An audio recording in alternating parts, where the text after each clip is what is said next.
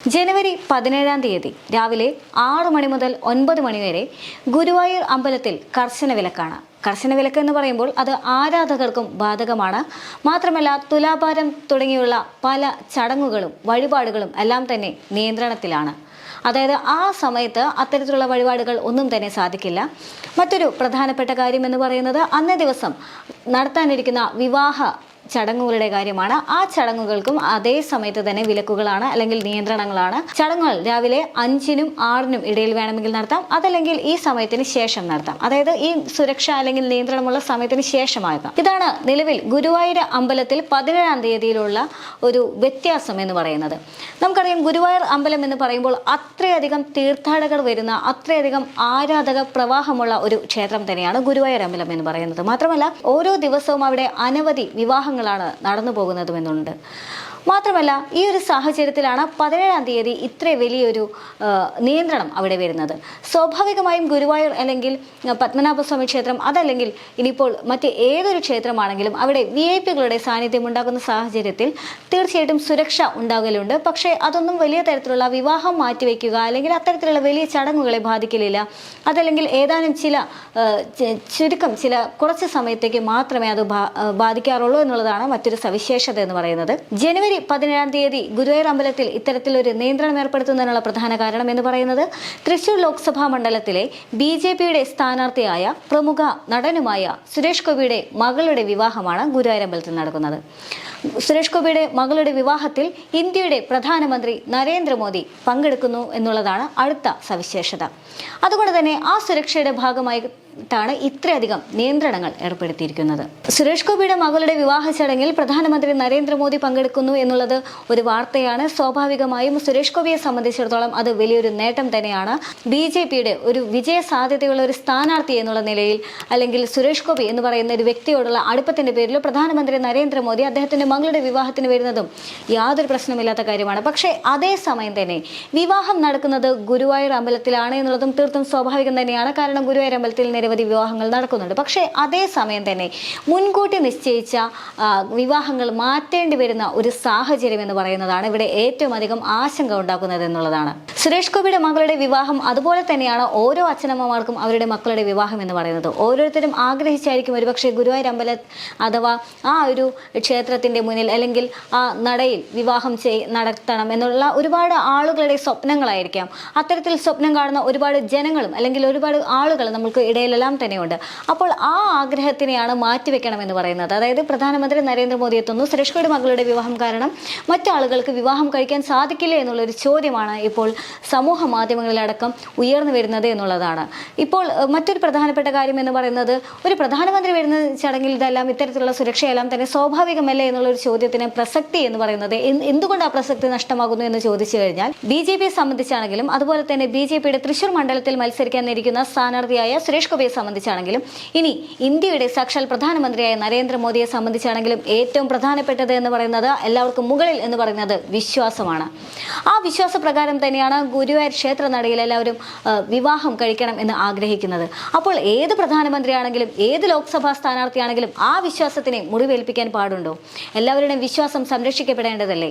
ഇനി ഇപ്പോൾ ഇവർ തന്നെ, അതായത് ഈ ഒരു വിവാദങ്ങളെല്ലാം ഉയർന്നു വരുന്ന സാഹചര്യത്തിൽ വരുന്ന ഒരു ന്യായീകരണം എന്ന് പറയുന്നത് ഗുരുവായൂർ അമ്പലത്തിന് നടയിൽ നടക്കാനുള്ള വിവാഹങ്ങളുടെ എല്ലാം തന്നെ ഒരു മുഹൂർത്ത സമയം എന്ന് പറയുന്നത് വെളുപ്പിന് 5-നും 6-നും ഇടയിലാണ് എന്നുള്ളതാണ്.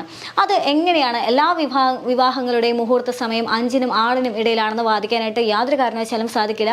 ഭൂരിപക്ഷം ഒരുപക്ഷെ അങ്ങനെയാണെങ്കിൽ അപ്പോൾ വരുന്ന 1, 2 ഇനിയിപ്പോൾ അധികം ഒന്നുമില്ലെങ്കിലും ഒരു വിവാഹമെങ്കിലും ഈ 6 മണിക്കും 9 മണിക്കും ഇടയിൽ ഉണ്ട് എങ്കിൽ അവരുടെ സ്വപ്നങ്ങൾക്കും അവരുടെ വിശ്വാസത്തിനും അത് മങ്ങലേൽപ്പിക്കുക തന്നെയല്ലേ? അത് BJP എന്ന് പറയുന്ന വിശ്വാസത്തിന് അത്രയധികം പ്രാധാന്യം നൽകുന്ന, വിശ്വാസത്തിനെ വോട്ടായി മാറ്റുന്ന ഒരു പാർട്ടി എന്ന നിലയിൽ ഈ വിശ്വാസമെല്ലാം സംരക്ഷിക്കേണ്ടത് BJPയുടെ ഉത്തരവാദിത്തമല്ലേ എന്നുള്ളൊരു ചോദ്യം അവിടെ ഉയർന്നു വരുന്നുണ്ട്.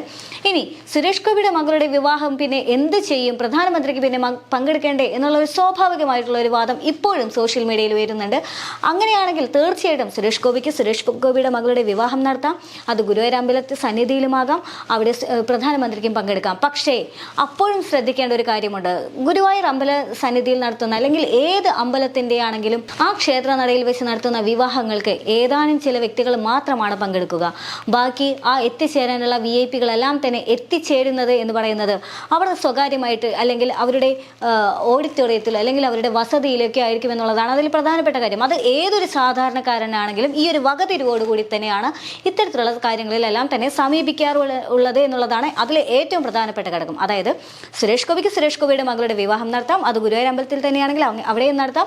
പ്രധാനമന്ത്രി നരേന്ദ്രമോദിയെ വിളിക്കുകയും ചെയ്യാം, പ്രധാനമന്ത്രി നരേന്ദ്രമോദിക്ക് ആ ക്ഷണം സ്വീകരിക്കുകയും ചെയ്യാം, സൽക്കാരത്തിലെല്ലാം തന്നെ പങ്കും ചേരാം. പക്ഷേ അത് മറ്റ് ജനങ്ങളുടെ വിശ്വാസത്തെയോ ആഗ്രഹങ്ങളെയോ സ്വപ്നങ്ങളെയോ മുറിവേൽപ്പിച്ചുകൊണ്ടായിരിക്കരുത്. കാരണം പ്രത്യേകിച്ചും ഒരാളുടെ ജീവിതത്തിലെ ഏറ്റവും പ്രധാനപ്പെട്ട ഘടകമായി കാണുന്നത് അയാളുടെ വിവാഹമാണ്, ഏറ്റവും പ്രധാനപ്പെട്ട ആഘോഷം എന്ന രീതിയിൽ.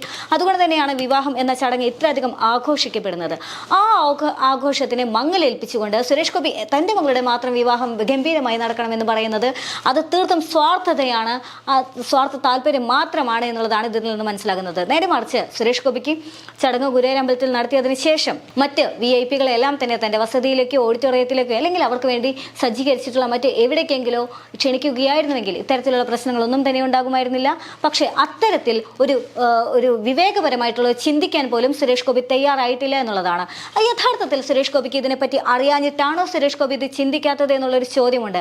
അല്ല എന്ന് തന്നെയാണ് ഉത്തരം. അതായത് പ്രധാനമന്ത്രി നരേന്ദ്രമോദി എത്തിച്ചേരുന്നത് ഗുരുവായൂർ അമ്പലത്തിലേക്കാവണം എന്നുള്ളത് അത് BJP-യുടെ അജണ്ടയാണ്.